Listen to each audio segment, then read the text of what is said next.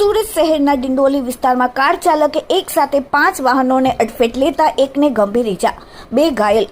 જુઓ ભયાનક સીસીટીવી, જેમાં હેલ્મેટ પહેરવાથી એક યુવકનું સદનસીબે બચાવ થયો, જેના વિડીયો સોશિયલ મીડિયામાં ભારે વાયરલ થયો.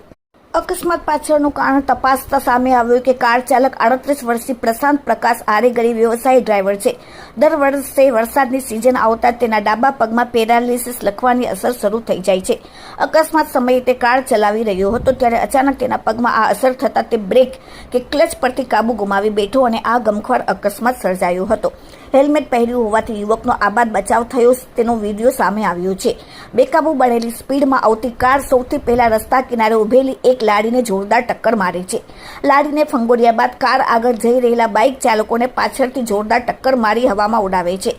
ટક્કર એટલી હદે હતી કે બાઇક ચાલક રસ્તા પર ફસડાઈ પડે છે. સદનસીબે જે યુવક બાઇક ચલાવી રહ્યો હતો તેને હેલ્મેટ પહેરેલું હતું, જેનાથી માથાના ભાગે ગંભીર ઈજા ન થઈ અને તેનો જીવ બચી ગયો. ટક્કર વાગ્યા બાદ યુવક સેકન્ડોમાં ફરકથી જ માત્ર કારના વ્હીલ ટાયર નીચે આવતા આબાદ બચાવ થયો. અકસ્માત થતાં જ રસ્તા પરથી અફરાતફરી મચી અને લોકો દોડતા થયા.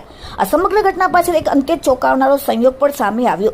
આજથી 12 દિવસ પહેલા ડિંડોલી વિસ્તારમાં જ એક કાર ચાલકની લાપરવાહીના કારણે એક 4 વર્ષની માસૂમ બાળકીની કાર નીચે કચડાઈ ગઈ હતી અને તેનું કમકમાટી ભર્યું મોત નીપજ્યું હતું.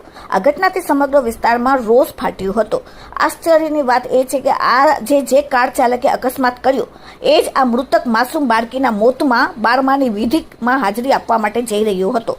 બાળકીના શોક સંપત કરીને પરિવારને મળવા જતા પહેલા જ ડ્રાઈવર પ્રશાંતના પગે દગો દીધો અને તેને રસ્તા પર અન્ય નિર્દોષ લોકોને કચડી નાખ્યા.